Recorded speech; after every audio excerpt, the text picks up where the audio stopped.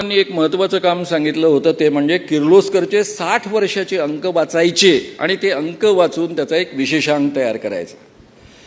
त्यामध्ये मला केडगावकर महाराजांविषयी 2 लेख वाचायला मिळाले.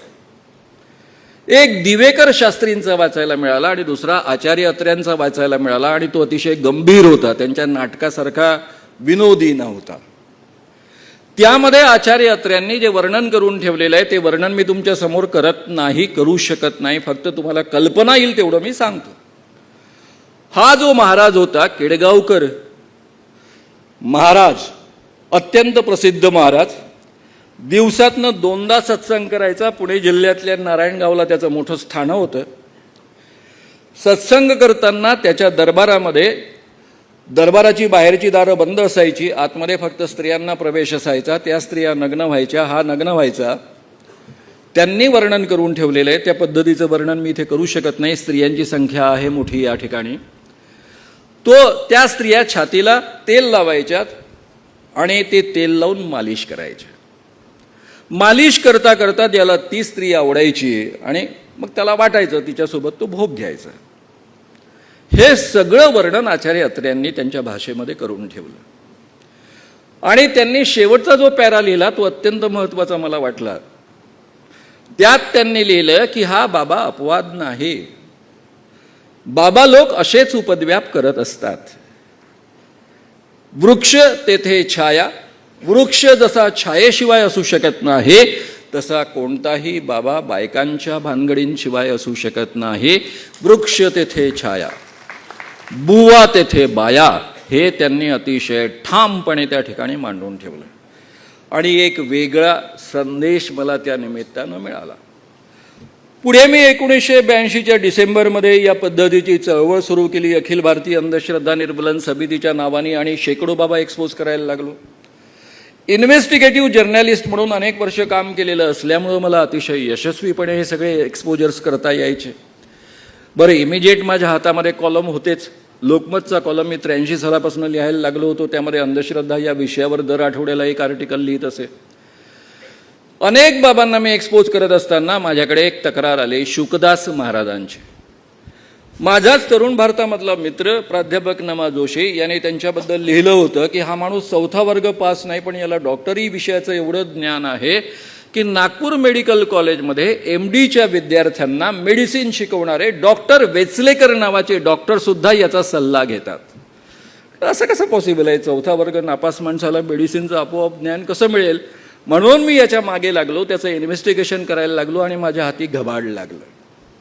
हा माणूस स्वतःला स्वामी विवेकानंदांचा अवतार म्हणवायचा. मी जेव्हा त्याच्या इन्व्हेस्टिगेशन करता त्याच्या मागे लागलो त्यावेळेस माझ्या डोक्यात स्पष्ट होतं की याच्या बायकांच्या भानगडी नसाव्यात. कारण याला जर बायकांच्या भानगडी करायच्या असत्या तर यांनी भगवान कृष्णाचा अवतार म्हटलं असतं, स्वतःला विवेकानंदाचा अवतार का म्हटलं असतं, असा प्रश्न मला पडला होता. पण जेव्हा मी शोध घ्यायला लागलो तेव्हा एक एक मुद्दा बाहेर यायला लागला. जे मुलगी आवडली की तिला तो सांगायचा की गेल्या जन्मामध्ये जरी मी विवेकानंदांचा अवतार असलो तरी त्याच्या आधीच्या जन्मामध्ये मी भगवान कृष्णाचा अवतार होतो. त्या काळामध्ये तू गोकुळामध्ये माझी राधा होतीस आणि त्यावेळेस आपण असा रोमांस करायचो तसा रोमांस करायचो, आता करायला काय हरकत आहे? बरं, या पठ्ठ्याने सगळ्यांनाच राधा बनवलं, काहींना गोपी तरी बनवायला पाहिजे होते. 8-9 राधा झाल्यानंतर त्यांच्यामध्ये कॉम्पिटिशन सुरू झाली, त्यातून हे सगळं प्रकरण बाहेर आलं. आणि मग मी लागोपाठ 3 आर्टिकल्स दैनिक लोकमतमध्ये लिहिले, जे बुवाबाजी बळी स्त्रियांचा बुवा तेथे बाया या पुस्तकामध्ये तुम्हाला वाचायला मिळते. त्या आर्टिकलमधलं फक्त एक शीर्षक मी तुम्हाला सांगतो, रजनीशांच्या तंबूतील उंट शुकदास महाराज. आणि मग माझ्या डोक्यामध्ये क्लिअर झालं की हे सगळेच महाराज असे असतात, अपवाद नसतो. ब्रह्मचर्याचं सोंग करणारा माणूस सुद्धा याला अपवाद नसतो. गुलाबबाबाबद्दल एक मुलगा मला येऊन भेटला आणि म्हणायला लागला तुम्ही त्याला का नाही एक्सपोज करत? म्हटलं मला माहिती आहे गुलाबबाबा काय उपद्व्याप करतो, स्त्रियांसोबत असा वागतो वगैरे. तो म्हणाला माझ्या बहिणीला हा गुलाबबाबा आई बनवतो.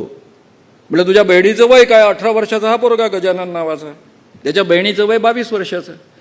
अरे म्हटलं 22 वर्षाच्या एखाद्या मुलीला जर एखादा बाबा आई म्हणत असेल 55 वर्षाचा तर बिघडलं काय? अहो तो आई बनवतो आणि ती 13-14 वर्षाची असल्यापासून तिला आई बनवतो. मी म्हटलं यात चुकीचं काय आहे? त्यावर तो खवळला, तुम्हाला कळत कसं नाही? आई जसं मूल आईचं दूध पितं त्या पद्धतीनं हा बाबा माझ्या बहिणीसोबत वागतो. तेव्हा माझ्या डोक्यामध्ये प्रकाश पडला आणि त्यानंतर मी या बाबाला एक्सपोज करायला सुरुवात केली. आता इन्व्हेस्टिगेटिव्ह जर्नलिस्ट म्हणून आम्ही जेव्हा काम करतो तेव्हा एकदा आम्ही एखादी माहिती काढायला लागलो की भराभर वेगवेगळ्या माध्यमातून माहिती आमच्यापर्यंत येत असते. ती माहिती यायला लागली. ती माहिती जशी यायला लागली तसं मी जाहीररित्या बोलायला लागलो. याने एका याच्या मोठ्या कार्यक्रमामध्ये 1,00,000 लोक असतील, त्या कार्यक्रमामध्ये बोलला तो श्याम मानवचे हातपाय तोडा, जिभा छाटा वगैरे वगैरे वगैरे असं बोलला. याला पर्याय काय म्हणून आम्ही 10 कार्यक्रमांचा एक दौरा त्याच्या परिसरामध्ये आखला आणि शेवटचं व्याख्यान होतं अंजनगाव सुरजी येथे. त्यावेळेस व्याख्यानाच्या वेळेचं फक्त थोडंसं वर्णन करून मी पुढे जातो. इतकं उद्ध्वस्त करून टाकलं होतं की आमचे सगळे पाहुणे पळून गेले होते. जो स्टेज होता तो उखडून टाकला होता. तहसीलदारांनी मला नोटीस दिली होती की आजचा कार्यक्रम घ्यायचा नाही, तुमची परवानगी रद्द करण्यात येते आहे. ॲडिशनल SP अमरावतीचे माझे मित्र होते, आम्ही दोघं लॉ कॉलेजमध्ये डिबेट पार्टनर होतो.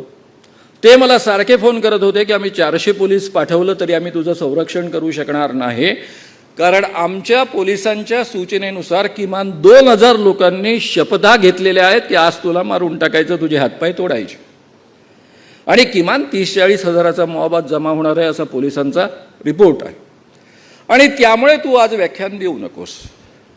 ते मला खूप पटवायचा प्रयत्न करत होते आणि मी त्यांना सांगत होतो की माझ्याजवळ एकच पर्याय आहे, दुसरा पर्याय नाही. मी जर आज व्याख्यानाकरता उभा राहिलो नाही तर मला आत्महत्या करावी लागेल. आत्महत्या करण्यापेक्षा मी उभं राहून बोलेल, माझं जे होईल ते पाहिलं जाईल. मेलो तर मेलो, काय आहे. ज्यावेळेस चळवळ सुरू केली त्यावेळेस याच तयारीनं मी चळवळ सुरू केली होती. तो मला समजावून सांगत होता, माझा मित्र सारखं म्हणत होता, अरे तू पण डिबेटर आहे, मी पण डिबेटर आहे, पण ही वेळ नाही ती. त्यावर मी त्याला शेवटी एकच म्हटलं की तुझ्याजवळ लॉ अँड ऑर्डरचे सगळे अधिकार आहेत, तुला जे अधिकार आहेत ते तू वापर, मला आतमध्ये टाकायचं टाक, पण मी आज व्याख्यान देणारच. मी शेवटी त्याला एवढंच म्हटलं की गुंडांना तू सांभाळ, भक्तांना मी सांभाळतो. आणि मित्रांनो, त्या दिवशी आमचा लाऊडस्पीकरवाला माझ्याकडे आला. सर म्हणे आधीच माझा लाऊडस्पीकर तोडफोड झालेला आहे, कसा बसा वाचलेला भाग आहे, तेवढ्यावर मी कार्यक्रम करू शकतो, पण तुम्ही माझा लाऊडस्पीकर तोडला, या लोकांनी तर भरून द्याल काय? मी म्हटलं यार जवळ तो पैसा नाही, तर भिकारी आहे, गावोगाव हिंडतोय, कोणती नोकरी करत नाही, काही नाही, पण मी लोकांकडनं तुझे पैसे गोळा करून देईल, तू काळजी करू नकोस. आणि तेवढ्यावर तो पोरगा, मग काही हरकत नाही म्हणे, माझा लाऊडस्पीकर तुम्ही भरून देणार आहात ना, मग मी करतो. आम्हाला कोणालाच भान नव्हतं की आजचा कार्यक्रम आपण रेकॉर्ड केला पाहिजे. त्याच पोराने तो कार्यक्रम रेकॉर्ड केला. पहिल्या 10-15 मिनिटांमध्ये संपूर्ण सभा मला जिंकता आली. सगळ्या भक्तांना माझ्या बाजूला ओढता आलं, कारण त्यांना जास्त माझ्यापेक्षा माहीत होतं, फक्त ती माहिती मी योग्यरित्या त्यांच्यापर्यंत पोचवली. आणि 3 तासाच्या व्याख्यानानंतर ती जी कॅसेट आहे ती त्या पोराने रेकॉर्ड केलेली, त्याच्या हजारो प्रती, लाखो प्रती विकल्या गेल्या. गावोगाव त्या वाजायला लागल्या, पानठेल्या ठेल्यांवर त्या वाजायला लागल्या, आणि गुलाबबाबा कायमचा संपला. गुलाबबाबांच्या अनेक भानगडी त्यामध्ये मी सांगितल्या होत्या. नागपूरमध्ये कृपाळू महाराजांना आम्ही आतमध्ये पाठवलं. कृपाळू महाराज काय प्रकरण आहे हे जरा इंटरनेटवर जाऊन तुम्ही शोधा. जगभर त्यांचे आश्रम आहेत. भगवान श्रीकृष्णाचा जिवंत अवतार आहेत, होते, आता वारलेत. यांचं प्रवचन सुरू असताना यांचा शिष्य प्रवचन द्यायचा, हे भिरभिर नजरेनं पाहायचे. 13-14 वर्षाची एखादी पोरगी आवडली की तिच्याकडे बोट दाखवायचे. कृपाळू महाराज बोट दाखवायचे आणि हे जे आसाराम बापू आहे ते टॉर्च मारायचे. एवढाच काय तो फरक आहे. त्या मुलीला उचललं जायचं, तिला राधा म्हणून सजवलं जायचं. त्या 13-14 वर्षाच्या मुलीला पालखीमध्ये या बाबाकडे सोपवलं जायचं. हा बाबा तिच्यावर वाटेल तसा अत्याचार करायचा, तिची योनी फाटायची, आणि त्याच्या आश्रमामधली डॉक्टर तिची योनी शिवण्यापासून सगळे उपद्व्याप करायचे. 2 मुलींच्या नागपूरच्या परिसरातल्या पोरींनी तक्रार करायला तयारी दर्शवली. या मुलींचं वय अल्पवय असल्यामुळं आम्हाला बाकी कोणत्याही पुराव्यांची गरज नव्हती, त्यांची संमती होती की नाही वगैरे गरज नव्हती, आणि त्याच्या आधारावर या बाबाला अटक झाली. त्याला नागपूरमध्ये जेलमध्ये टाकलं. त्यावेळेस कोल्हापूरच्या एक अतिशय सुप्रसिद्ध ॲडव्होकेट, मी मुद्दाम नाव घेत नाही त्यांचं, आणि सामाजिक कार्यकर्त्या म्हणून प्रसिद्ध असणाऱ्या व्यक्ती आमच्या उमेश बाबू चौबेंना भेटायला आल्या, त्यांच्या कार्यालयात आल्या. त्यांनी त्यांना जाब विचारला की तुम्ही कृपाळू महाराजांसारख्या प्रत्यक्ष भगवान श्रीकृष्णाच्या अवताराला जेलमध्ये का टाकलं. त्यावर त्यांनी समजावून सांगण्याचा प्रयत्न केल्यावर त्या बाई काय म्हणतात ते वाक्य लक्षात घ्या. त्या ॲडव्होकेट बाई म्हणतात, फिर क्या हो गया, वो स्त्रियों का उद्धार करते हैं, उसीलिए उन्होंने जन्म लिया है. भगवान कृष्ण होने के बावजूद उन्होंने इस जमाने में जन्म लिया स्त्रियों का उद्धार करने के लिए. आणि मग त्या पुढे म्हणतात, मेरी शादी होने के 10 साल बाद मैं बाबा से मिलने गई थी, केवल एक रात उनके साथ में मैंने गुजारी है. 10 साल में मुझे जो आनंद नहीं मिला वो एक बार में मिला है. वो स्त्रियों का उद्धार करने के लिए आए हैं. हा आपला समाज आहे. याच्याही पलीकडे आणखी दुसरा अनुभव आहे का. उमेश बाबू चौबे रेल्वे बोर्डाचे सदस्य होते. नागपूरचं रेल्वे युनिट अतिशय मोठं आहे. त्याचे चीफ ऑफिसर त्याला ते भेटायला गेले, कारण तेही कृपाळू महाराजांचे भक्त आहे, त्यांना कळलं. ते त्यांना समजावून सांगत असताना त्यांची पत्नी, म्हणजे या ऑफिसरची पत्नी, ज्या स्वतः कॉन्व्हेंटमध्ये शिकलेल्या आहेत, पोस्ट ग्रॅज्युएट आहेत, त्या आल्या आणि बाबूजींना भांडायला लागल्या, मेरे पति को क्या कह रहे हो आप, मैं खुद राह देख रही हूं कि मेरी बेटी अभी 9-10 साल की ही है, मेरी ये दोनों बेटियां जब 12-13 साल के ऊपर की हो जाएगी तब मैं खुद बाबा को उनको अर्पण करूंगा, उनके जीवन का भला हो जाएगा, उनको मोक्ष प्राप्त होगा. एक कॉन्व्हेंट शिकलेली मुलगी, एवढ्या मोठ्या ऑफिसरची बायको, पोस्ट ग्रॅज्युएट असणारी, बाबूजींना म्हणते की माझ्या मुली 12-13 वर्षाच्या वर झाल्या, 14 वर्षाच्या झाल्या तर मी स्वतःच बाबांना अर्पण करेन. हा आपला समाज आहे. या समाजामध्ये आपण जगत असतो. मित्रांनो, त्यानंतर आसाराम बापूंबद्दल मी फार आता बोलत नाही, तुम्हा सगळ्यांना खूप माहिती आहे. हा टॉर्च दाखवायचा, मुली सिलेक्ट करायच्या आणि ती मुलगी त्याच्यापर्यंत पोहोचवली जायची. माझ्याकडे सगळ्यात पहिले याची तक्रार 1983 साली आली होती. मी गुजरातचा 48 कार्यक्रमांचा एक दौरा केला होता. मुंबईच्या एका व्याख्यानाच्या वेळेस दिल्लीवरनं एक डॉक्टर मला भेटायला आले. त्यांना ते कळलं होतं, टाइम्स ऑफ इंडियामध्ये ती बातमी प्रसिद्ध झाली होती म्हणून ते आले होते. आणि ते मला सांगत होते, मानव साहब कुछ तो भी कीजिए, मेरी लड़की MD फाइनल की परीक्षा देने के बाद में वहाँ गई थी सत्संग के लिए बाबा के पास. उसका ट्रंक कॉल आया था कि बाबा ने सत्संग के लिए आज रात का समय दिया है. बड़े आनंदाने तिने फोन केला होता, आनंदाने तिने फोन केला होता आणि त्या दिवसापासून ती गायब आहे. 2 वर्ष झाली, तिचा पत्ता लागत नाही. मी अहमदाबाद पोलिसांमध्ये खूप प्रयत्न केला FIR दाखल करण्याचा, पोरगी बेपत्ता या गोष्टीचा, पण अजून काही माझा FIR पण दाखल होत नाही. आणि हा माणूस कोण होता? दिल्लीमध्ये अतिशय मोठा डॉक्टर होता. राष्ट्रपतींचं जे पॅनल असतं डॉक्टरांचं, त्याच्यावर त्याचं नाव होतं. एवढा मोठा डॉक्टर होता तो. मी त्याला म्हणालो, महाराष्ट्रात असतं तर मला काही करता आलं असतं, तिथे मी काहीही करू शकत नाही, गुजरातमध्ये काही माझा एवढा परिचय नाही. पण तेव्हापासून मी आसाराम बापूकडे लक्ष द्यायला लागलो. आसाराम बापू भगवान कृष्णाचा अवतार, एका अल्पवयीन मुलीवर तो प्रयत्न करत असताना त्याच्यावर खटला दाखल झाला. राजस्थानमधली ही केस आहे. राजस्थानच्या DCP आणि त्यांचे कमिशनर अधिकारी यांनी उत्तम पद्धतीनं ती केस दाखल केली, कारण तोपर्यंत निर्भया कायदा आला होता. निर्भया कायद्यानुसार बलात्काराचा प्रयत्न करणं इटसेल्फ बलात्कार मानला जातो, शिक्षाही अधिक कडक आहे. त्याच्या आधारावर त्यांनी इंदोर आश्रमामध्ये जाऊन त्याला अटक केली. इंदोर आश्रमामध्ये त्याला अटक झाली त्यावेळेस त्याने राजस्थानच्या पोलिसांनी अटक केली म्हणून सोनिया गांधींना आणि राहुल गांधींना खूप शिव्या दिल्या. खरं म्हणजे राजस्थानचे मुख्यमंत्री याचे भक्त होते, पण त्यामुळे राजस्थानच्या मुख्यमंत्र्यांनी हस्तक्षेप केला नाही. पोलिसांनी चार्जशीट इतकी कडक केली की हा अनेक वर्ष तुरुंगात राहिलेला आहे. याचा मुलगा नारायण साई हाही भगवान कृष्णाचा अवतार, बापही भगवान कृष्णाचा अवतार आणि पोरगाही भगवान कृष्णाचा अवतार. आसाराम बापू किमान प्रवचन तरी देत असे, हा प्रवचन पण देत नाही. हा फक्त पोरी भोगण्याचं काम करतो. मी अतिशय जबाबदारीनं बोलतो आहे. त्याच्या अनेक तक्रारी यायच्या, पण कोणी काही करायचं नाही. एका मुंबईमधल्या DCPंची सख्या बहिणीची बहीण तिच्यावर हा प्रयोग करण्यात आला. ती पळून आली त्यांच्याकडे.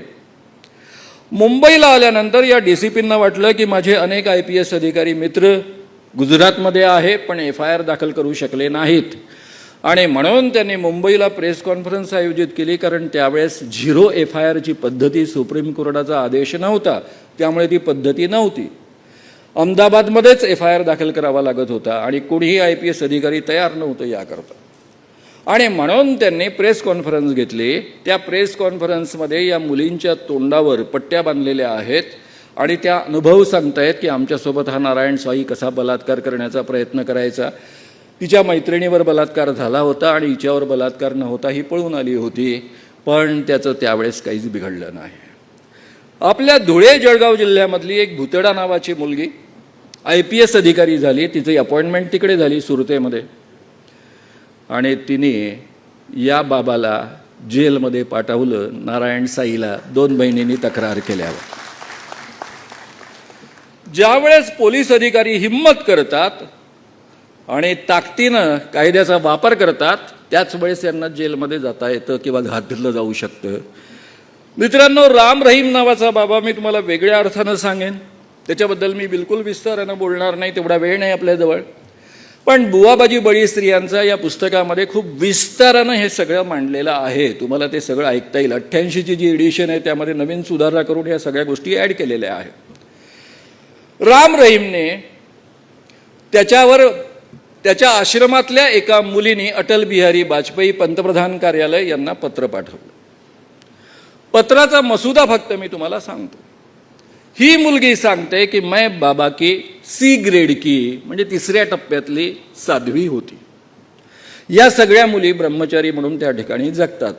आपलं आयुष्य त्यांनी बाबाला अर्पण केलेलं असतं. बाबा भगवान कृष्णाचा अवतार. एक दिवस तिला निरोप येतो की बाबा ने तुझे माफी देने के लिए बुलाया है. तिला माफी या शब्दाचा अर्थ माहीत नाही, फक्त एवढंच माहीत आहे की स्त्रियांचा जन्म कशासाठी मिळतो. स्त्री जन्माला येते कारण तिने गेल्या जन्मामध्ये खूप पाप केलेलं असतं म्हणून. हे यांचं तत्त्वज्ञान बरं का, माझं नाही आहे, नाही तर तुम्ही माझ्यावर सोपाल. या बाबाचं तत्त्वज्ञान. स्त्रियांचा स्त्री जन्म का मिळतो, कारण त्यांनी गेल्या जन्मामध्ये अनेक पापं केलेली असतात, याही जन्मात पापं केलेली असतात, त्यापासून मुक्ती पाहिजे असेल तर बाबा हा राम रहीम त्यांना मुक्ती देतो, त्याला तो माफी असं म्हणतो. ही जेव्हा त्याच्या गुहेमध्ये गेली, बाजूला रिव्हॉल्वर ठेवलेली होती, एक अश्लील व्हिडिओ तो पाहत होता. आल्या आल्या तो तिला म्हणाला मैं तुम्हारा गुरु हूं. ती म्हणाली जी हां. तुमने मुझे तुम्हारा तन मन धन अर्पण किया है. ती म्हणाली जी हां. तुम्हारा तन मुझे पसंद है, तुम मुझे पसंद हो, इसलिए मैं आज तुम्हें भोगना चाहता हूं. डायरेक्टली, आड़ नहीं पड़दा नहीं. ती म्हणाली बाबा ये गलत है, मैं आपको भगवान कृष्ण का अवतार समझती हूं. तो म्हणाला मैं हूं ही भगवान कृष्ण का अवतार. जब मैं भगवान कृष्ण का अवतार था तब इतने हजारों से वही काम मैं आज भी कर रहा हूं. त्यावर ती म्हणाली ये गलत है, ऐसा मैं नहीं करूंगी. त्यावर तो म्हणालतो, ते वाक्य फार महत्वाचं आहे. तो सरळ सरळ म्हणतो की ये देखो मेरे पास समय नहीं है, मैं किसी लड़की के साथ में बलात्कार करना नहीं चाहता हूं. सीधे सीधे तुम तैयार हो जाओ, नहीं तो ये रिवॉल्वर है, यहाँ के यहाँ मार दूंगा, तुम्हें गाड़ दूंगा, मेरा कुछ बिगड़ेगा नहीं. क्योंकि राजस्थान के मुख्यमंत्री, हरियाणा के मुख्यमंत्री, पंजाब के मुख्यमंत्री मेरे शिष्य है, कई केंद्रीय मंत्री मेरे शिष्य है, कई IPS अधिकारी और IAS अधिकारी मेरे शिष्य है, और डेरा सच्चा का हर दिन का कमाई 1 करोड़ से ज्यादा है, मेरा कुछ बिगड़ेगा नहीं, तुम्हारे माँ बाप को भी मार दूंगा. आपला जीव वाचवण्याकरता ती त्या दिवशी तयार झाली. पुढे 3 वर्ष तिचं शोषण होत राहिलं या पद्धतीनं. हे सगळं वर्णन ती करते आणि हे वर्णन करून पाठवते. अटल बिहारींना पत्र. पंतप्रधान कार्यालय त्याची दखल घेतं. चौकशीला सुरुवात होते. एका खुनाच्या केसखाली आणि या 2 साध्वी मुलींच्या बलात्काराच्या आरोपाखाली त्याला जेलमध्ये जावं लागतं. मित्रांनो, केवळ हिंदू संस्कृतीमध्येच हे शोषण होतं असं नाही आहे. मुस्लिम धर्मामधले अनेक मांत्रिक मंत्रशक्तीच्या नावाखाली जिनात निकालने के बहाने से म्हणजे शरीरामध्ये घुसलेले जिन काढण्यासाठी म्हणून स्त्रियांचं शोषण करतात. याबद्दल मी विस्तारानं माझ्या पुस्तकांमध्ये लिहिलेलं आहे. अनेकांना त्याकरता आम्ही जेलमध्ये पाठवलेलं आहे. आजतक चॅनलने हलाला प्रकारावर एक विशेष सिरीज चालवली होती.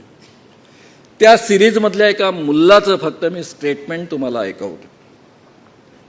आजतक चॅनलने काय म्हटलं होतं, हलाला काय प्रकरण आहे आधी समजून घेऊ. ज्यावेळेस एखादा मुस्लिम पुरुष दारूच्या आहारी जाऊन 3दा बायकोला तलाक म्हणतो रागाच्या भरात, दारू उतरली त्याच्या लक्षात येतं की आपल्या बायकोला तलाक दिलेला आहे, त्याला पुन्हा आपल्या बायकोला घरात घेता येत नाही. बायकोला एकदा तलाक दिल्यानंतर त्या मुलीला पुन्हा आपल्या नवऱ्याशी लग्न करता येत नाही. तिला दुसऱ्या पुरुषाशी लग्न करावं लागतं, त्यांनी तलाक द्यावा लागतो, त्यानंतर पहिल्या पुरुषाशी तिला लग्न करता येतं. हा नियम आहे. हा जो मधला टप्पा आहे, मधलं लग्न, त्याला हलाला असं म्हणण्याचा प्रघात आहे. हे मौलवी सांगत होते कि हलाला करने की प्रक्रिया में हम लोगों पर उपकार करते हैं. क्या हो गया, 5 लाख रुपए लिया तो 5 लाख लिए, शादी भी हम नहीं करवाई, हम हमारे साथ में शादी करवा देते हैं, एक रात में उसका भोग लेते हैं और दूसरे दिन उसको तलाक दे देते हैं, उसके पति को वापस कर देते हैं. वो अगर किसी सामान्य पुरुष के पास जाएगा तो वो उसके साथ में शादी करेगा, उसको पूरी तरह से निचोड़ेगा, जब उसका दिल भरेगा तभी तलाक देगा. ये सब समय बचता है, बाकी के सब दिन बचते हैं. ये सबके लिए हम 5 लाख रुपए लेते तो उसमें क्या बुरी बात है. म्हणजे हलाला नावावर हे धर्माच्या आधारावर स्त्रियांचं शोषण करतात आणि पुरुषांच्या श्रद्धेचा गैरफायदा घेतात. मी स्वतः इंग्रजी साहित्याचा विद्यार्थी आहे. माझ्या वाचनामध्ये काही केसेस आल्या, नन्स शोषण कसं केलं जात होतं 17व्या-18व्या शतकामध्ये म्हणून.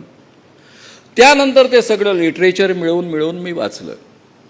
मी आता फक्त त्यातलं काही भाग तुमच्या पुढ्यात मांडतो आहे. त्यारीमध्ये जो कॅथॉलिक पंथ काम करतो, त्या पंथामध्ये पुरुषांना आणि स्त्रियांना, ज्यांनी स्वतःचं जीवन येशूकरता वाहून घेतलेलं आहे, त्यांना लग्न करण्याचा अधिकार नसतो.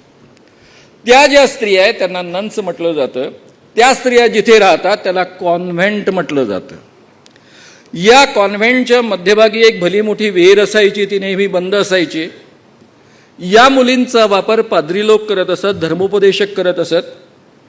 गावामधले जे श्रीमंत लोक आहेत, जे चर्चेसला देणग्या देतात, त्यांच्याकडे या मुलींना पाठवलं जात असे.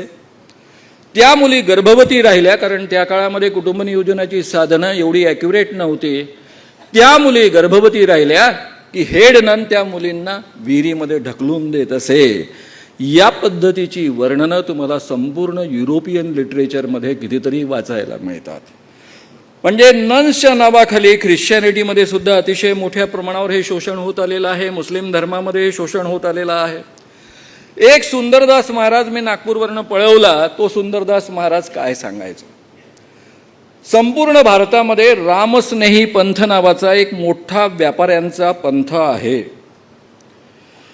या पंथाचा हा कलकत्त्याचा प्रमुख बॉस हा सगळ्या पुरुषांना आणि स्त्रियांना सांगायचा कि इंसान की जिंदगी का उद्देश्य होता है मोक्ष प्राप्त करना.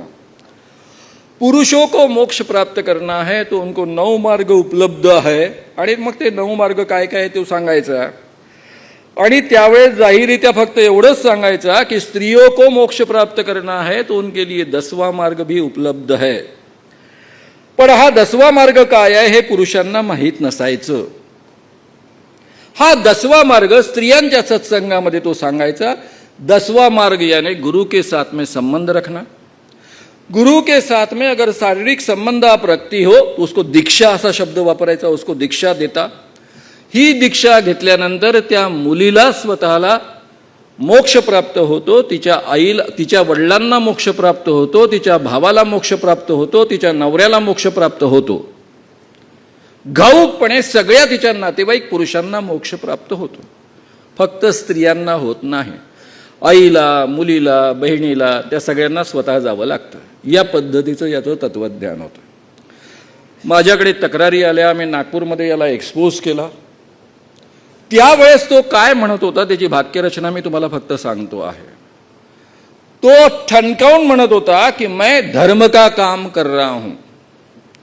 ये जो है राम स्नेही पंथ, ये व्यापारियों का पंथ है, दिन रात व्यवसाय में डूबे रहते हैं, स्त्रियों की तरफ ध्यान देने को उनको समय नहीं मिलता है, इसलिए उनके संबंध आसपास के नौकर पुरुषों के साथ में आते हैं, वर्ण संकर होता है, और वर्ण संकर सबसे बड़ा धर्म का घात है।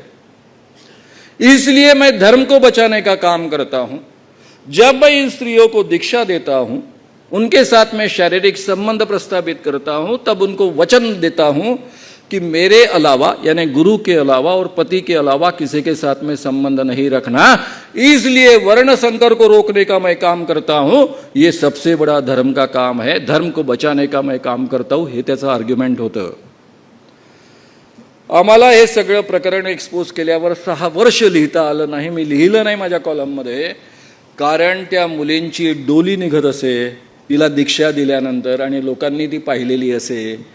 जेव्हा मी ती सगळी नावं गोळा केली, त्यामध्ये काही मुली मॅजिस्ट्रेट होत्या, काही CA होत्या, काही डॉक्टर होत्या, काही विद्यार्थी होत्या अजून इंजिनिअरिंगला शिकतायत, डॉक्टरकीला शिकतायत अशा। आणि आम्ही जर जाहीर केलं असतं तर दीक्षा दिल्यानंतर त्यांची डोली निघालेली लोकांना माहीत होतं, त्यामुळे दीक्षेचा अर्थ सांगितला असता तर या पोरींचं जगणं असह्य झालं असतं। एक नित्यानंद स्वामी बंगलोरचा आहे, त्याच्याबद्दलचे एक्सपोजर्स तुम्हाला सगळ्यांना माहीत आहे। त्याच्या आश्रमामध्ये प्रवेश घेताना तो एफिडेविट लिहून घेत असे कि यहाँ चलने वाली जो प्रक्रिया है शायद आपके मॉरलिटी के खिलाफ होगी, लेकिन आप उसके बारे में कंप्लेंट नहीं करोगे, पुलिस केस नहीं करोगे। याचं तत्वज्ञान काय आहे? याचं तत्वज्ञान असं आहे की माझ्यामध्ये शंकर तत्व आहे, मी शंकर भगवानांचा अवतार आहे। प्रत्येक स्त्रीमध्ये एक पार्वती तत्व असतं, ते जागृत करावं लागतं, ते जागृत केलं की तिला मोक्ष प्राप्त होतो। आणि ते केव्हा शक्य आहे? जेव्हा शंकर भगवानजी सोबत ती रथ होते त्यावेळेस हे शक्य आहे। मला हे अतिशय तपशीलवार का माहिती आहे? कारण नित्यानंद स्वामीकडे स्त्रियांची संख्या खूप वाढल्याबरोबर त्याला ते स्वतःला सगळ्यांना समाधान देणं शक्य नव्हतं, आणि म्हणून त्यांनी अनेक शंकर भगवान निर्माण करून ठेवले।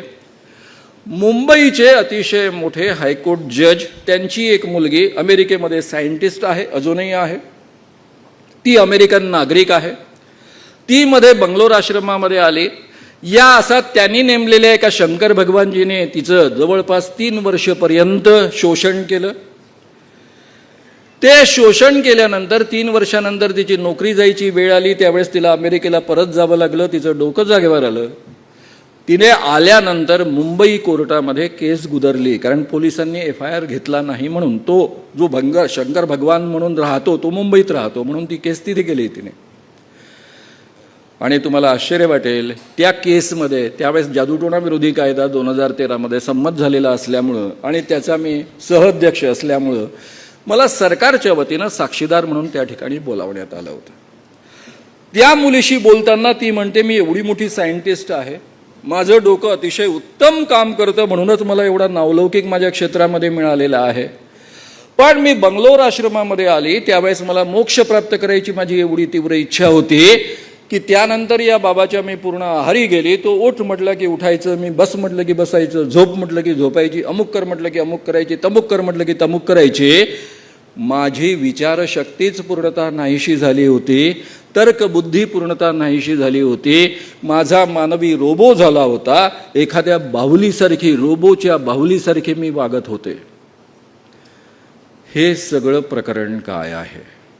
मी मुद्दाम तुम्हाला वेगवेगळे महाराज सांगितले। राम रहीमवर एक अतिशय सुंदर सिरीज आहे, तिचं नाव आहे आश्रम। अतिशय सुंदर सिरीज आहे, तुम्हाला OTT प्लॅटफॉर्मवरती सहज मिळेल। तिचे 3 पार्ट्स आहेत, अतिशय उत्तम पद्धतीनं ती बनवलेली आहे। हे बाबा लोक कशा पद्धतीनं शोषण करतात हे अतिशय विस्तारानं त्यामध्ये मांडलेलं आहे। मी तुम्हाला आग्रहानं सांगेन की ज्यांनी ही सिरियल पाहिलेली नसेल त्यांनी हे 3 एपिसोड्स पाहावे, म्हणजे तुमच्या लक्षात येईल की स्त्रियांचं शोषण करण्याच्या काय प्रक्रिया वापरल्या जातात। आता मित्रांनो, आपल्या समोर सगळ्यांसमोर मी अनेक बाबांची उदाहरणं यासाठी घेतली कारण तुमच्या हे लक्षात यावं का हा अशोक खरात अपवाद नाही।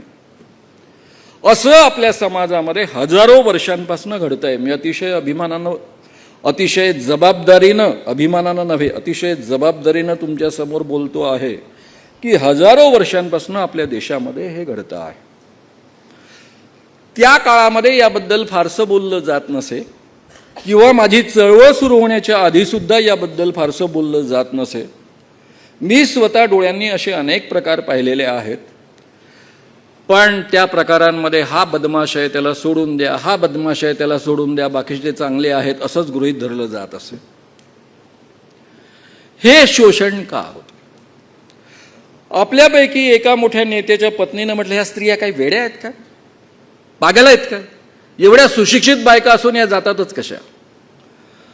माझ्या परिचयाच्या एका मोठ्या स्त्री लेखिकेने तर असं म्हटलं, तिने पत्र लिहिलं मुख्यमंत्र्यांना की ह्या ज्या स्त्रिया अशोक खरात सोबत एंटँगल झालेल्या यांच्यावर सुद्धा खटले दाखल केल्या पाहिजेत, याही तेवढ्याच दोषी आहेत.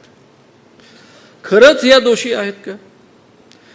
कारण तिचं म्हणणं असं होतं, किंवा आपल्यापैकी अनेकांचं म्हणणं असं आहे, या स्त्रियांना पण आनंद मिळतो म्हणून जात होत्या ना त्या बाबांकडे.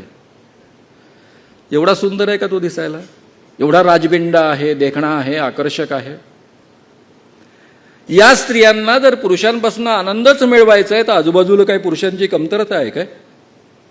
चांगली चांगली तरुण पोरं सतत उपलब्ध असतात, त्यात त्यांना सोडून या बाबांकडे का जातात? या प्रश्नांचा आपण कधी विचार करणार आहोत की नाही? आणि म्हणून मित्रांनो, आता तुम्हाला मी यातल्या खोलामध्ये घेऊन चाललो आहे. हा भाग अत्यंत महत्त्वाचा भाग आहे. हे जे संस्कार तुमच्या माझ्यावर लहानपणापासून झालेले आहेत, हे संस्कार तुम्हाला मला काय शिकवतात? सगळ्यात पहिले तुम्हाला मला शिकवतात की प्रत्येक माणसाला त्याला देव बनण्याच्या प्रक्रियेमध्ये सिद्धी प्राप्त होऊ शकते. तो तपश्चर्या करत असेल, प्रार्थना करत असेल, पूजा करत असेल, कोणत्याही मार्गाने देवप्राप्तीचा प्रयत्न करत असेल तर त्याला सिद्धी प्राप्त होऊ शकते. प्रत्येक माणूस आपल्या तपश्चर्येच्या माध्यमातून किंवा इतर मार्गाच्या माध्यमातून स्वतः देव बनवू शकतो. काही माणसांच्या अंगामध्ये देव संचारतो, देव येतो. काही माणसं देवाचे अवतार असतात, आणि जी माणसं देवाचे अवतार असतात किंवा देव ज्यांच्यामध्ये संचारतो किंवा ज्यांना सिद्धी प्राप्त होते त्यांच्यामध्ये काही सामर्थ्य येतं. काय सामर्थ्य येतं? त्यांच्यामध्ये कोणतेही चमत्कार करण्याचं सामर्थ्य येतं. ते हवेमध्ये हात फिरवतात, विभूती निर्माण करतात, हवेमध्ये हात फिरवतात, सोन्याच्या अंगठ्या निर्माण करू शकतात. त्यांच्यामध्ये तुमचं माझं भूत भविष्य वर्तमान जाणण्याचं आपोआप सामर्थ्य येतं. त्यांना आपोआप तुमचं माझं भूत भविष्य वर्तमान कळतं. आणि तिसरं आपल्याला सांगितलेलं असतं की तुमचे माझे असाध्य रोग दुरुस्त करण्याचं सामर्थ्य त्यांच्याजवळ असतं. आणि तुमच्या माझ्या सगळ्या व्यावहारिक आणि व्यावसायिक आणि सांसारिक समस्या सोडवण्याचा सुद्धा मार्ग त्यांच्याजवळ उपलब्ध असतात. हा संस्कार तुमच्या माझ्यावर लहानपणापासून असतो. या माणसांमध्ये दिव्य दृष्टी असते, दिव्य शक्ती असते, टेलिपॅथीची क्षमता असते, इंट्युशनची क्षमता असते. म्हणजे त्यांना आपोआप सगळं कळतं. इंट्युशन, क्लेरोव्हायन्स, कुठेही जाऊन पाहून येण्याची क्षमता असते. आणि उद्या काय घडणार आहे प्रिकॉग्निशन तेही त्यांना आपोआप कळत असतं. आपल्याला जर आपल्या जीवनामध्ये माणूस म्हणून आपण जन्माला आलो तर आपल्या जीवनाचा उद्देश मोक्ष प्राप्त करणं आहे. आणि मोक्ष प्राप्त करायचा असेल तर आपल्याला गुरु असावा लागतो. आणि गुरु कसा असावा? सिद्ध पुरुष असावा, ज्याच्यामध्ये हे सामर्थ्य या पद्धतीचा असावा. तरच आपल्याला हा संसाराचा भवसागर तरून जाता येतं. हा तुमच्या माझ्यावर लहानपणापासून झालेला संस्कार आहे. गुरुवर आपल्याला एकदा गुरु म्हणून ज्याला स्वीकारलं त्याला आपलं तन मन धन अर्पण केलं पाहिजे, पूर्ण समर्पण केलं पाहिजे, हे शिकवलं जातं. त्याच्यावर आपण श्रद्धा ठेवली पाहिजे. श्रद्धा हा केवळ शब्द नाहीये, ती प्रक्रिया आहे. हे श्रद्धा नावाचं प्रकरण काय असतं? केवळ हिंदू धर्मामध्ये आहे असं नाही, सगळ्याच धर्मांनी ही प्रक्रिया मानलेली आहे. त्याला इंग्रजीमध्ये फेथ असं म्हणतात. ज्याच्यावर श्रद्धा ठेवायची तो आपल्यापेक्षा श्रेष्ठ आहे असं आपण मानतो. ज्याच्यावर श्रद्धा ठेवायची त्याचं शब्द प्रामाण्य मानायचं, कोणताही वेगळा पुरावा त्याची गरज नाही. तो तोंडाने बोलला तो शब्द पुरावा प्रमाण हे मानायचं. शंका घ्यायची नाही, चिकित्सा करायची नाही, अशी अढळ श्रद्धा असली पाहिजे. त्याकरता आपल्याला कीर्तनकार वारंवार चिलया बाळाचं उदाहरण देतात. तो कुंभार माती तुडवत होता, देवाचं नामस्मरण करत होता. त्याचं मूल रांगत रांगत आलं, त्याच्या पायाखाली ते चिरडलं गेलं, चिखलात तुडवलं गेलं, चिखल रक्तबंबाळ झालं. आणि तरीही तो भक्तीमध्ये एवढा तल्लीन होता की त्याचं आपलं मूल पायाखाली तुडवलं गेलं हे सुद्धा लक्षात आलं नाही. याला म्हणतात श्रद्धा, असं तुम्हाला मला शिकवलं जातं. आता मित्रांनो, या पद्धतीची श्रद्धा ठेवायची, मग काय होतं? मी नागपुरातलंच एक छोटंसं उदाहरण तुमच्या पुढ्यामध्ये ठेवतो. छोटंसं नाही, उदाहरण फार मोठं आहे. नागपूरमध्ये हायकोर्ट जज सिटिंग असणारे, त्यांच्याकडे नागपूर विद्यापीठाचा चार्ज होता. त्यावेळेस नागपूर विद्यापीठामध्ये 11 जिल्हे नागपूर विद्यापीठात होते. भारतातलं सगळ्यात मोठं विद्यापीठ होतं. या नागपूर विद्यापीठाचे कुलगुरूचा चार्ज असणारे हे न्यायमूर्ती यांच्या मित्रांच्या लक्षात आलं की यांची बायको अतिशय सुंदर आहे आणि लांबे महाराजांच्या फार अधीन जाते आहे, आणि म्हणून यांनी आपल्या मित्राला वॉर्न करायचा प्रयत्न केला. त्यावर हे न्यायमूर्ती चिडले. ते म्हणाले, काय बोलता तुम्ही? भगवान कृष्णाचा अवतार लांबे महाराज आहेत आणि लांबे महाराजांबद्दल तुम्ही असला आरोप करता. वकील मित्रांच्या लक्षात आलं की आता आपला मित्र, आपल्यासारखा वकील असणारा मित्र हायकोर्ट जज झालेला आहे, त्याला आता पुरावे पाहण्याची सवय आहे, अदरवाईज तो विश्वास ठेवत नाही.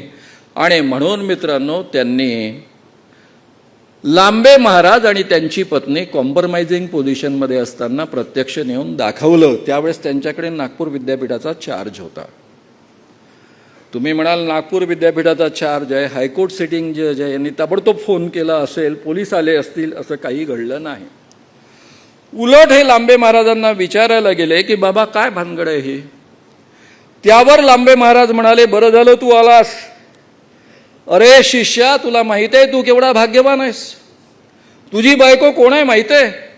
ज्या काळामध्ये गोकुळामध्ये मी भगवान कृष्ण म्हणून वावरत होतो त्यावेळेस तुझी बायको राधा होती, माझी सगळ्यात आवडती गोपी. इतके वर्ष भगवान कृष्णाची राधा तुझी बायको म्हणून जगली, केवढा तू भाग्यवान आहेस. आमच्या या न्यायमूर्तींनी काय करावं? स्वतःची बायको आणि बंगला स्वतःच्या मालकीचा लांबे महाराजांच्या स्वाधीन केला आणि स्वतः सरकारी बंगल्यामध्ये राहायला गेले.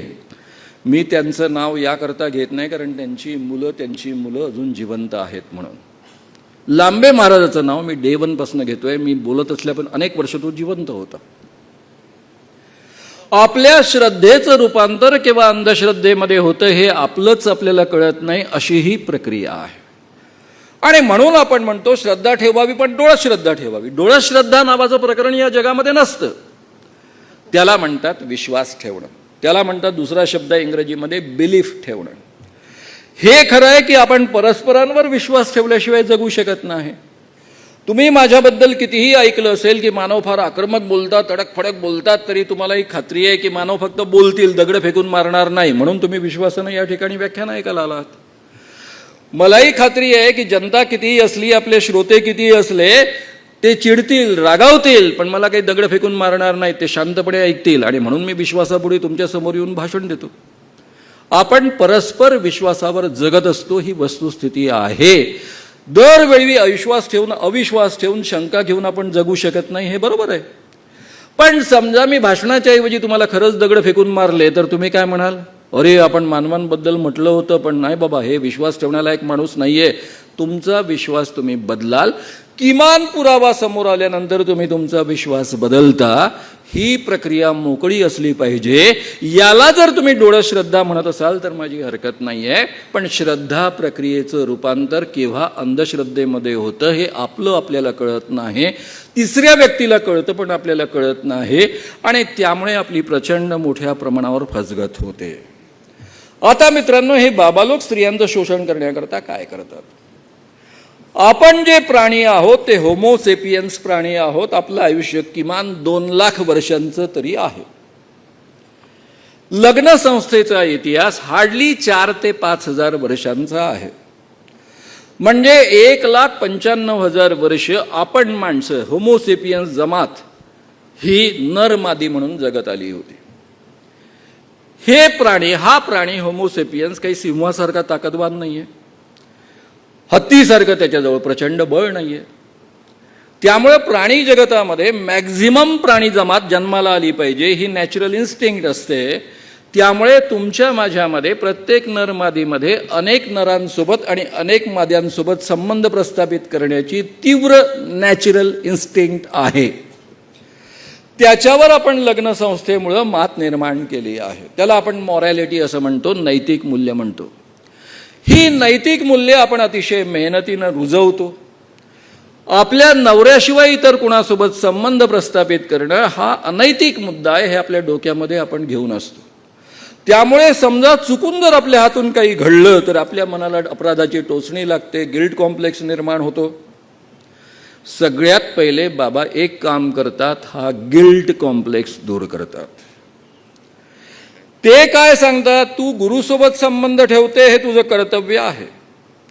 कारण तो राम रहीम त्या मुलीला पहिल्या टप्प्यामध्ये म्हणाला होता, तुमने तुम्हारा तन धन मन मुझे अर्पण किया है, तुम्हारा तन मेरे मालकियत का है, मैं उसको भोगना चाहता हूं.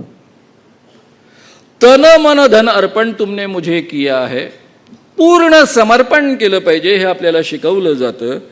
आता राहिला प्रश्न, समजा गुरुसोबत संबंध आला तर आपण काहीतरी अनैतिक कृत्य करतो, ते दूर करतात. त्याला एक पवित्रतेचं आवरण ते निर्माण करतात.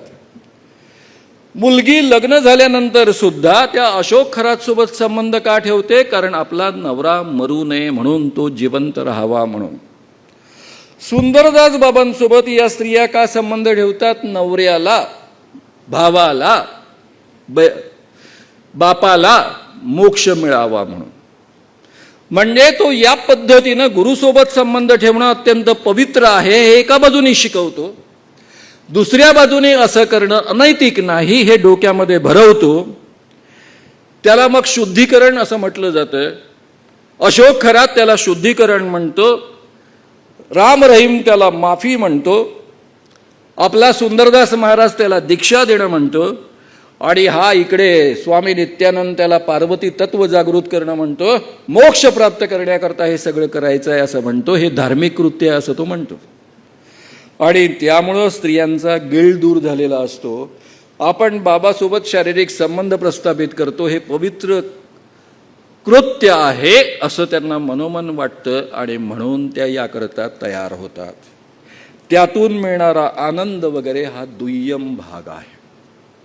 कारण त्यांना फक्त आनंदच मिळवायचा असतात. आजूबाजूला भरपूर पुरुष आहेत, त्याकरता कोणत्या बाबाकडे जाण्याची गरज नाही. त्यात पुन्हा त्यागाची भावना, नवरा मरू नये याकरता मी त्याग करते आहे, कुटुंबाचं भलं व्हावं याकरता मी त्याग करते आहे, कुटुंबाची सांपत्तिक स्थिती उत्तम व्हावी याकरता मी त्याग करते आहे. आणि वरून भीती, मृत्यू होईल, नुकसान होईल, पूजा अर्धवट सोडली तर तुझं नुकसान होईल, या पद्धतीची भीती घातली जाते. आणि एका बाजूनं हे पवित्र कर्तव्य आहे, गिल्ट आधीच दूर केलेला असतो, वरून त्यागाची भावना, भीतीची भावना, या सगळ्यांपोटी ह्या स्त्रिया अतिशय मोठ्या प्रमाणावर बाबांसोबत शारीरिक संबंध प्रस्थापित करण्याकरता तयार होतात. कारण मुळामध्ये तुमची माझी नॅचरल इन्स्टिंक्ट ती आहे. त्याकरता बाबांना कोणतंही वेगळं काही करावं लागत नाही. हे सगळ्यात पहिले आपण समजून घ्या. आता हे सगळं मी तुमच्यापर्यंत पोहोचवल्यानंतर जादूटोणाविरोधी कायद्यानुसार काय काय घडू शकतं आणि काय काय घडायला पाहिजे होतं हे आपण पाहूया. मी तुम्हाला ऑलरेडी सांगितलं की 11 आणि ख ही 2 कलमं आहेत. एखाद्या स्त्रीमध्ये एखादा पुरुष म्हणत असेल माझ्यामध्ये दैवी शक्ती आहे आणि तो शारीरिक संबंध ठेवत असेल तर 11 नुसार हा गुन्हा आहे. दैवी शक्तीनं मूल करून देतो असं आश्वासन देऊन जर संबंध ठेवत असेल तर 11 ख नुसार गुन्हा आहे. मृत्यूची भीती किंवा कोणत्याही पद्धतीची भीती घालत असेल तर 8 नुसार गुन्हा आहे. एखादा चमत्कार करून त्यापासून प्रत्यक्ष आर्थिक प्राप्ती करत असेल तर अनुसूचीमधल्या 2ऱ्या कलमानुसार गुन्हा आहे. आणि या सगळ्यांकरता 6 महिन्यापासून तर एकूणच 7 वर्षापर्यंतची शिक्षा आहे. हा कॉग्निजिबल ऑफेन्स आहे, त्यामुळे FIR दाखल करावाच लागतो. नॉन बेलेबल आहे, कोर्टामधनं जमानत मिळते. याची व्याप्ती किती आहे हेही मी तुम्हाला विस्तारानं सांगितलेलं आहे. आता मी तुम्हाला साधा प्रश्न विचारतो की खरात सारखा एवढा मोठा बाबा का निर्माण झाला, याच्या मागचं कारण काय आहे? खरात सारखा बाबा एवढ्या मोठ्या संख्येनं स्त्रियांचं शोषण करतो आहे. अनेक स्त्री नेत्यांचं म्हणणं असं आहे, त्या जाहीरित्या TV वर बोलले की 1000पेक्षा अधिक स्त्रियांचा हा आकडा असावा. हे असं का घडवू शकलं? 2013 मध्ये जादूटोणा विरोधी कायदा झाल्यानंतर जादूटोणा विरोधी कायदा प्रचार प्रसार अंमलबजावणी समिती गठीत झाली. स्वतः त्यावेळेसचे उपमुख्यमंत्री अजितदादा पवार यांनी 14.5 कोटी रुपये या प्रोजेक्ट करता सँक्शन केले. ते अखिल भारतीय अंधश्रद्धा निर्मूलन समिती करता त्यांनी सँक्शन केले होते. मी म्हणालो समितीच्या माध्यमातून हे काम करू नये, हे काम महाराष्ट्र शासनाच्या कमिटीच्या माध्यमातून सरकारी यंत्रणेद्वारा झालं पाहिजे, म्हणजे ते परमनंट त्यातनं उभं होईल. त्यामुळं ते पैसे तिकडे आम्ही वळते केले. सुरुवातीच्या टप्प्यामध्ये निवडणुका लागलेल्या असल्यामुळं 1 कोटी रुपये आम्हाला खर्चाला देण्यात आले कार्यालयीन खर्चासाठी म्हणून. आणि त्यामध्ये मी तुम्हाला सांगितलं त्या पद्धतीनं 40 जाहीर कार्यक्रमांचा दौरा, ज्यामध्ये औरंगाबादमध्ये या सभागृहामध्ये ते व्याख्यान झालं होतं. पोलीस ट्रेनिंग 48, 400 शाळा कॉलेजेसमध्ये कार्यक्रम, आणि आम्ही एकूण 3 शिबिरांच्या माध्यमातून 5-5 दिवसांची 3 शिबिरं, 5-5 दिवसांच्या या 3 शिबिरामधनं विभागीय घेऊन 215 वक्ते तयार केले होते. कामाला सुरुवात झालेली होती. सरकार बदललं, देवेंद्र फडणवीस मुख्यमंत्री बनले. त्यांच्या वडिलांसोबत मी काम केलेलं आहे. 2005 पासून कायद्याच्या निमित्तानं त्यांच्याशी सतत संवाद होत आलेला आहे. परस्परांना आम्ही चांगलं ओळखतो. मी आणि उमेश बाबू चौबे त्यांना भेटायला गेलो. देवेंद्र फडणवीस, मी आणि उमेश बाबू चौबे आम्ही तिघच होतो. आणि त्यांना मी विचारलं की तुम्ही आता BJPचे म्हणजे मुख्यमंत्री आहात, तुम्ही या कायद्याला पाठिंबा दिला आहे, तुम्ही या कायद्याच्या बाजूनं व्यक्तिशः उभे आहात हे मला नीट माहीत आहे, पण तुम्ही आता BJPचे मुख्यमंत्री आहात तर हे काम आपल्याला करता येईल का? या पद्धतीची कमिटी वगैरे सगळी माहिती त्यांना दिली.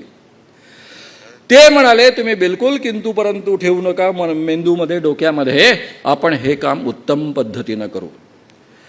उमेश बाबू चौबे आणि गंगाधरराव फडणवीस एका स्कूटरवर दोघंही हिंडायचे. दोघंही कॉर्पोरेटर होते, दोघं जिवलग मित्र होते. म्हणजे माझ्यापेक्षा त्यांचा उमेश बाबू चौबेंशी अधिक जवळचा परिचय होता. त्यांनी आम्हाला हे आश्वासन दिलं. वरून म्हणाले की मी 13.5 कोटी उरलेलं तर आता देत नाही, पण 10 कोटी देतो. डिसेंबरमधली ही गोष्ट आहे.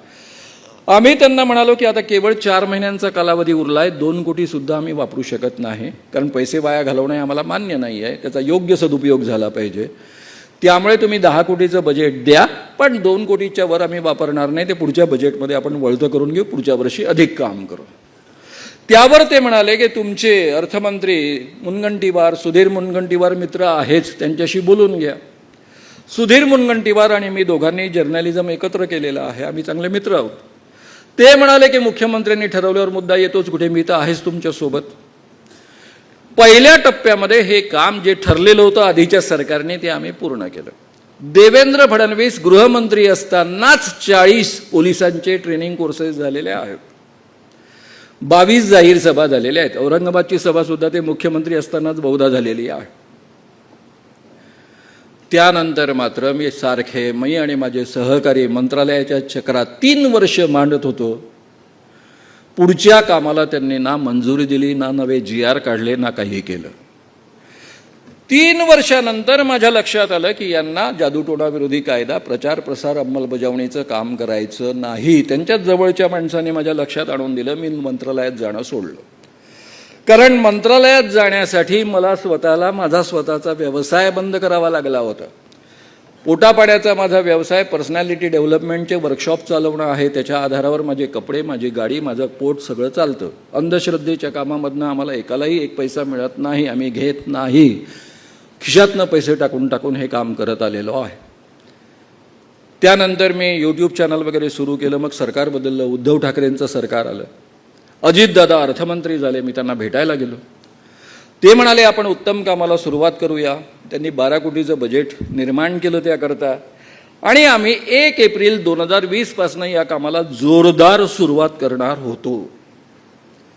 24 मार्चला लॉकडाऊन लागू झाला. सगळे GR निघालेले होते, कामाला सुरुवात होत होते. 1 एप्रिलपासून प्रत्यक्ष कामाला कागदोपत्री सुरुवात होणार होते, आणि 2 वर्ष त्यामध्ये वाया गेली. मग 2022च्या 1 एप्रिलला या कामाला सुरुवात करायची असं ठरलं. त्याकरता अजितदादांनी या कमिटीला 22 कोटीचं बजेट सँक्शन केलं या कामाकरता, जे सरकारी अधिकाऱ्यांच्या माध्यमातूनच वापरलं जाणार होतं. मला व्यक्तिशः त्यातलं काही, माझ्या संघटनेला किंवा मला त्यातला काही संबंध नव्हता. त्याचं बँक खातं वगैरे सगळं निर्माण करण्यात आलं आणि कामाला सुरुवात करणार आम्ही. सुरुवात झाली. सामाजिक न्याय विभागाच्या अधिकाऱ्यांचं ट्रेनिंग झालं. आणखी एक वक्ता प्रशिक्षण शिबिर झालं. त्यामध्ये आम्ही 105 वक्ते तयार केलेत. त्यानंतर आता इतकी मोठी गॅप झाली, कारण 2022 आणि 2015 एवढी मोठी गॅप आहे. 7 वर्षात सगळं विसरले असतील, म्हणून जुन्या 225 वक्त्यांमधले आम्ही निवडक 95 वक्ते निवडले, जे बेस्ट वक्ता आहेत, आणि त्यांचं ट्रेनिंग केलं. असं 92 वक्त्यांचं पुन्हा उजळणी वर्ग झाला 2 दिवसांचा. आणि तेवढ्यात या 2-3 महिन्यामध्ये हे काम होतं आहे. सगळे GR निघता आहेत. आणि आमचे एकनाथ शिंदे, उद्धव ठाकरेंच्या शिवसेनेचे, ते गुवाहाटीला गेले. त्यांनी तिथे रेड्याचा बळी दिला. त्या रेड्याच्या बळीमध्ये उद्धव ठाकरे सरकारचा बळी गेला आणि त्यामध्ये जादूटोणा विरोधी कायदा प्रचार प्रसार अंमलबजावणीचा पण बळी गेला. पूर्ण काम ठप्प जैसे थे. मग काही काळानंतर अजितदादा इकडे आले. माझी खरं म्हणजे भेटताना मला असं वाटायचं या सरकारमध्ये जाऊन काहीच होणार नाही, पण माझ्या पत्रकार मित्रांनी भरीच घातलं की तुझं पहिलं कर्तव्य जादूटोणा विरोधी कायदा आहे. मग मी अजितदादांना भेटलो. त्यांना म्हटलं आपल्याला हे काम सुरू करता येईल का? म्हणे आपण सुरू करू. म्हटलं कसं करता येईल? माझ्या कमिटीचे अध्यक्ष एकनाथ शिंदे आहेत. ते तर रेड्याचा बळी देतात आणि इकडे ईशान्येश्वर मंदिरामध्ये जाऊन पूजा करतात, तंत्रपूजा करतात. ते म्हणाले चिंता करू नका, आपण करू. मी म्हणालो उपमुख्यमंत्री देवेंद्र फडणवीस विरोधात आहे. ते म्हणाले चिंता करू नका, आपण करू. आणि नुसतं म्हणाले नाही, त्यांनी सामाजिक न्याय विभागांच्या सचिव आणि अधिकाऱ्यांसोबत बैठक घेतली. त्याकरता 22 कोटीचं बजेट पुन्हा रिन्यू केलं आणि आम्हाला कामाला सुरुवात करायला सांगितलं. त्यांनी सचिवांना आदेश दिला उपमुख्यमंत्री या नात्यानं की 15 दिवसामध्ये या प्रोजेक्टचा GR काढा. जो प्रोजेक्ट 15चा आहे, 14-15चा आहे, तोच प्रोजेक्ट, कारण तो एकदाही पूर्ण अंमलात आलेला नाहीये. सचिवांनी त्यांना कबूल केलं की हा GR मी काढतो, 15 दिवसात काढतो. मी, कांबळे साहेब आमचे अध्यक्ष, त्याचे ते पण याचे सदस्य आहेत. आम्ही दर आठवड्याला 3दा मंत्रालयामध्ये चक्रा घालतो आहे. स्वतःचं पेट्रोल खर्च करून जातो आहे, मेहनत घेतो आहे. सचिव आम्हाला छानपैकी चहा पाजता आहेत, मस्त गोडगोड बोलता आहेत. 11 महिन्यात GR निघाला नाही. एका प्रोजेक्टचा GR जो 15 दिवसात निघणार होता तो 11 महिने निघाला नाही. शेवटी त्यांनी मला सत्य सांगून टाकलं की असं आपलं काम होणार नाही, आपल्याला एजंटकडे हे काम द्यावं लागेल. त्याचा अर्थ काय आहे तो तुम्हाला समजावून सांगतो. मी जयप्रकाश नारायण संघटनेचा कार्यकर्ता आहे. भ्रष्टाचार विरोधी आंदोलनाचा प्रॉडक्ट आहे. मी स्वतः संवहन कार्यशाळांचा अभ्यास करत असलो तरी 1 पैसा आजपर्यंत कधी कुणाला खाऊ घातला नाही आणि कधी कुणाचा खाल्ला नाही. सरकारकडनं पैसे घेऊन मी काम यासाठीच करत नाही की त्या ठिकाणी देवाणघेवाण होते आणि ती मला मान्य नाही. पण पहिले चव्हाणांच्या काळामध्ये पहिल्या टप्प्यामध्ये जे 1 कोटीचं आम्ही काम केलं त्याकरता मला एकही फाईल इकडचे तिकडे करण्याकरता 1 पैसा द्यावा लागला नाही. कोणत्याही सरकारी अधिकाऱ्यानं माझ्याकडनं अपेक्षा केली नाही.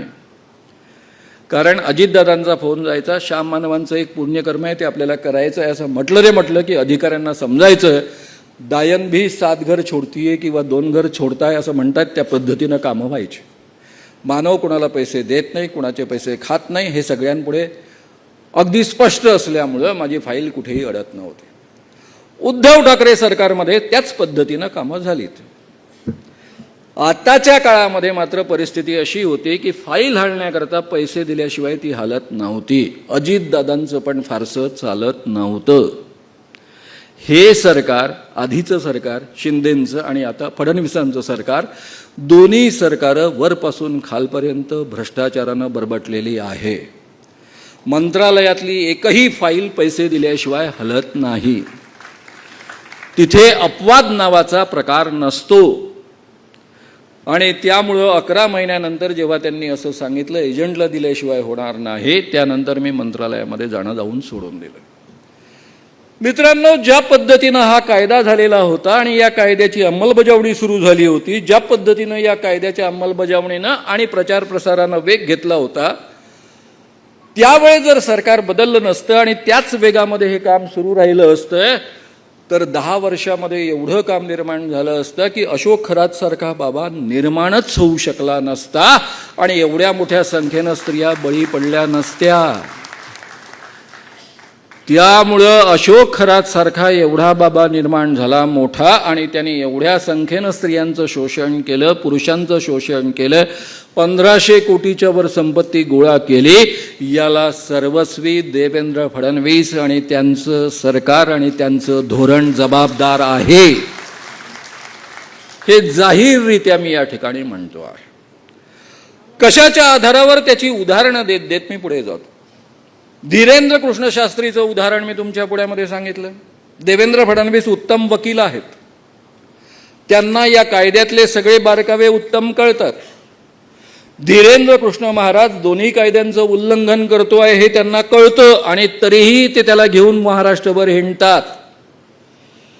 म्हणजे हे केवळ कायद्याचं उल्लंघन करत नाही, कायदा राबवणं थांबवत नाही, कायद्याचा प्रचार प्रसार थांबवत नाही, तर उलट अंधश्रद्धा वाढवण्याचं काम करतात.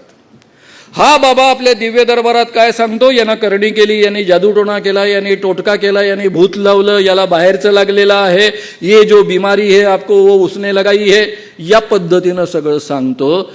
हे यांना सगळं चालतं कारण या पद्धतीच्या अंधश्रद्धा वाढवणं त्यांच्या धोरणाचा भाग आहे. मित्रांनो, एवढंच नव्हे तर प्रदीप मिश्राला घेऊन हे गावोगाव हिंडतात. प्रदीप मिश्रा सांगतो तुम्ही अभ्यास केला असेल नसेल, फक्त बेलपत्तीला शहद लावा, पिंडीला चिकटवा, तुम्ही परीक्षेत पास व्हाल. म्हणजे आपल्या पोरांचं हे काय करू इच्छितात हे लक्षात घ्या. प्रदीप मिश्रा गावोगाव हिंडतो आणि म्हणतो कि आपकी हर समस्या का उपाय एक ही, एक लोटा जल. शंकर भगवान जी के पिंडी को एक लोटा जल चढ़ाइए, आपकी शादी हो जाएगी, आपको नौकरी मिलेगी, कारण हे नौकऱ्या देऊ शकत नाही, आपको नौकरी मिलेगी, आपका व्यवसाय में आपको यश मिलेगा, सब कुछ इससे हो जाएगा. असे बाबा घेऊन हे गावोगाव हिंडतात. माझ्या कमिटीकडे तक्रार आली होती, राधेमाने कायद्याचं उल्लंघन केलेलं आहे. मी अभ्यास केला, राधेमाने कायद्याचं उल्लंघन केलेलं होतं. बोरीवली झोनचे जे ॲडिशनल कमिशनर असतात त्यांना नीट कायदा समजावून सांगितला, त्यातले बारकावे त्यांच्यापर्यंत पोचवले, कसा कायदा लागू होतो हे त्यांना सांगितलं, तरीही त्यांनी ॲक्शन घेतली नाही. आणि म्हणून मी त्यावेळेसचे मुख्यमंत्री देवेंद्र फडणवीस यांच्या कानावर घातलं की राधेमाने कायद्याचं उल्लंघन केलेलं आहे, तुमचे पोलीस कमिशनर अमुक अमुक अमुक ॲक्शन घेत नाही आहे. त्यानंतर सुद्धा राधेमावर एवढ्या तक्रारी येऊन सुद्धा ॲक्शन घेतली नाही, कारण देवेंद्र फडणवीसांनी मुख्यमंत्री पदाची शपथ घेतली त्यावेळेस राधेमाच्या पायावर डोकं ठेवलेलं होतं. ज्यांच्या पायावर आपण डोकं ठेवतो त्यांना कायद्याखाली कसं अटक करणार.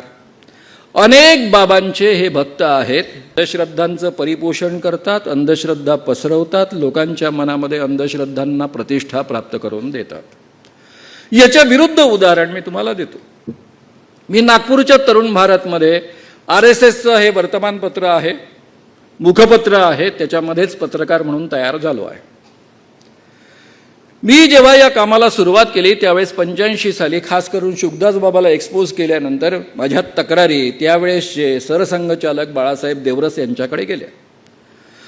बाळासाहेब देवरसांनी माझ्या दोन्ही संपादकांना बोलावून घेतलं, कारण तरुण भारतामधले माझे लेख अत्यंत लोकप्रिय होते, ते बाळासाहेब देवरसांनी वाचलेले होते. तरुण भारत मुखपत्रच होतं RSS. त्यांनी विचारलं की तुम्ही ज्या पत्रकाराला एवढ्या मेहनतीनं तयार केलेलं आहे, त्याला नावलौकिक मिळवून दिलेला आहे, तो तुमचा पत्रकार देवाच्या आणि धर्माच्या विरुद्ध कसं काय काम करतो.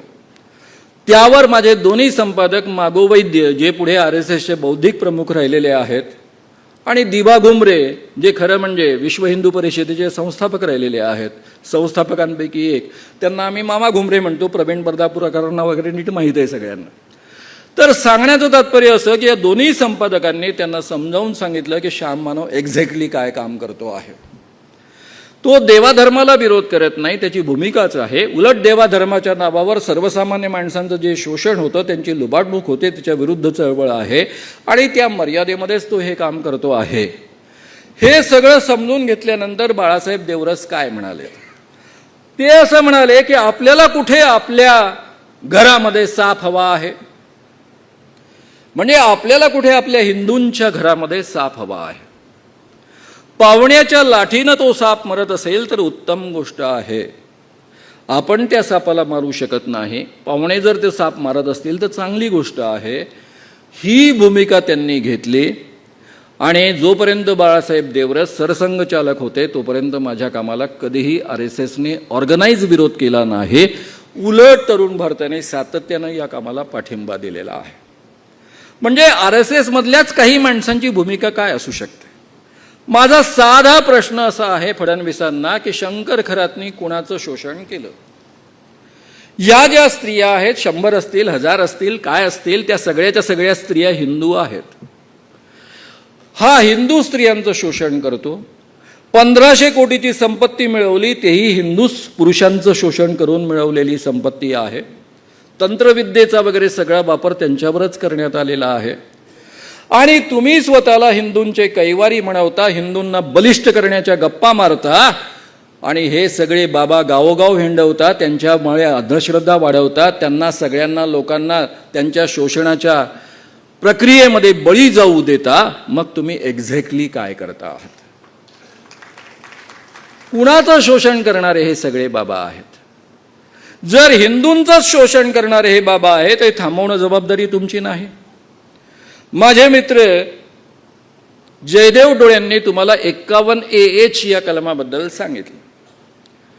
वैज्ञानिक दृष्टिकोन रुजवणं, चिकित्सक प्रवृत्ती निर्माण करणं, रिफॉर्म म्हणजे सुधारणा करणं आणि मानवता निर्माण करणं, ह्या 4 गोष्टी एकत्र त्या कलमामध्ये सांगितलेल्या आहेत. 51AH.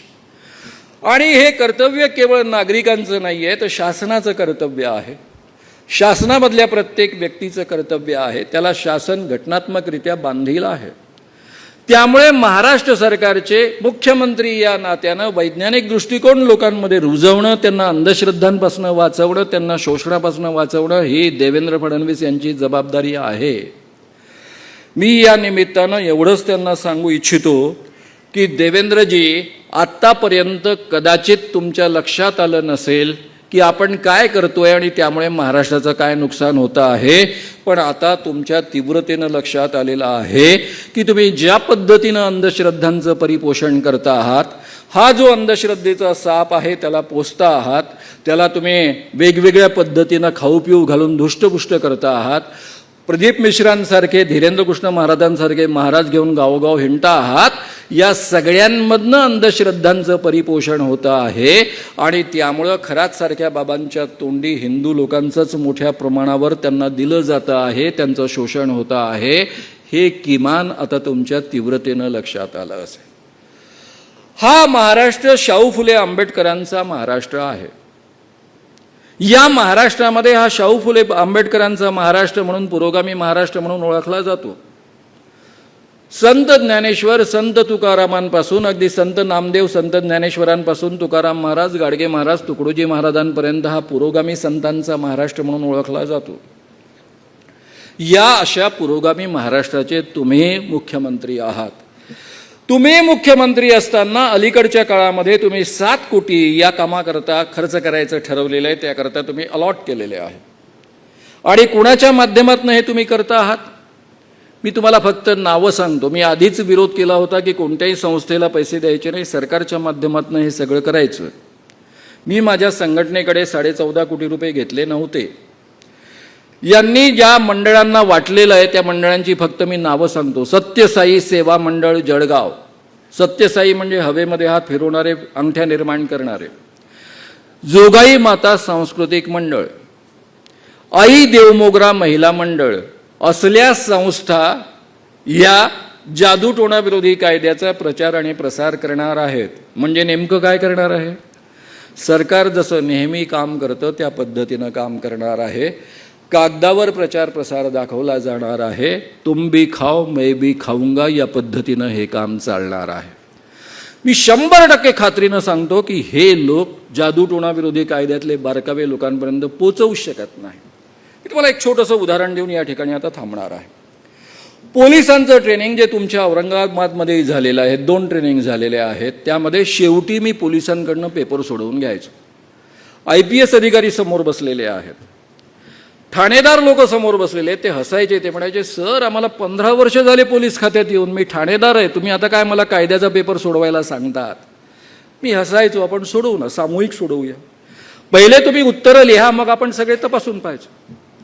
आणि जेव्हा ते उत्तरं 50 प्रश्नांची लिहायचे की अशी केस आली तर लागू होईल की नाही, कितपत लागू होईल, काय होईल, आणि मग ते एक दुसऱ्याला ढुश्या मारायचे. तुझंही चुकलं ना, तुला किती वर्ष झाले, 15 वर्ष ना, अरे पण तुला तर 16 वर्ष झाले ना, तुझं पण चुकलं ना. जिथे 15-16 वर्षाचा अनुभव असणाऱ्या पोलीस खात्यांमधल्या अनुभवी लोकांचं चुकतं, तिथं ही माणसं त्यांना समजावून सांगणार आहे की जेव्हा की महाराष्ट्र सरकारच्या खर्चानं ऑलरेडी 325 वक्ते तयार झालेले आहेत. असं असताना तुम्ही या पैशांची उधळपट्टी करता आहात. मला माहीत आहे की पैशांची खिरापत वाटणं या सरकारचं काम आहे. आमदारांना बजेट दिलं जातं, त्यातलं किती टक्के घ्यायचं, काय घ्यायचं तुम्हालाही माहीत आहे, मलाही माहीत आहे, मी जाहीररित्या सांगण्याची गरज नाही. त्यामुळे खिरापत वाटण्याकरता तुमच्याकडे भरपूर पैसा आहे. नाही म्हटलं तरी सामाजिक न्याय विभागाचं बजेट किमान 50,000 कोटींचं असेल, त्यातलं वाटेल तेवढी खिरापत वाटानं. पण जादूटोणा विरोधी कायद्याचा प्रचार प्रसाराच्या निमित्तानं ही खिरापत वाटून तुम्ही या कायद्याचा अपमान करू नका, असंही मला जाहीररित्या आवाहन करायचं आहे. मित्रांनो, हा शाहू फुले आंबेडकरांचा महाराष्ट्र, संत ज्ञानेश्वर, संत नामदेव, तुकाराम, गाडगे महाराज, तुकडोजी महाराजांचा महाराष्ट्र आहे. आता तरी जागे व्हा. झालं गेलं सगळं विसरून जाऊ शकता तुम्ही. मी तुमच्यावर काय टीका करतो आणि तुम्ही माझ्यावर काय टीका करता हे तेवढं महत्त्वाचं नाही. तुम्ही महाराष्ट्राच्या जनतेकरता काय करता आणि मी महाराष्ट्राच्या जनतेकरता काय करतो तेवढंच जास्त महत्त्वाचं आहे. त्यामुळे आता तरी जागे व्हा. जादूटोणा विरोधी कायद्याची अंमलबजावणी अत्यंत ताकदीनं करा. गेल्या 2 महिन्यांमध्ये पोलीस सुटलेला आहे, कार्यकर्ते सुटलेले आहेत, मोठ्या प्रमाणावर खटले दाखल होत आहेत. अशोक खरातवर खटला दाखल झाल्यानंतर तब्बल 35 FIR जादूटोणा विरोधी कायद्याखाली दाखल झालेल्या आहेत. त्यामुळे आता परिस्थिती बदलते आहे. या बदलत्या परिस्थितीमध्ये स्वतःचं कर्तव्य अंमलामध्ये आणा. जादूटोणा विरोधी कायदा याची अत्यंत कठोरपणे अंमलबजावणी करा. त्याचा व्यवस्थितरित्या प्रचार प्रसार करा. तर हा महाराष्ट्र कदाचित तुम्हाला नायक म्हणून लक्षात ठेवेल, अन्यथा खलनायक म्हणून तुम्हाला कधीही माफ करणार नाही. एवढं आवाहन करून मी या ठिकाणी थांबतो. धन्यवाद, धन्यवाद, धन्यवाद.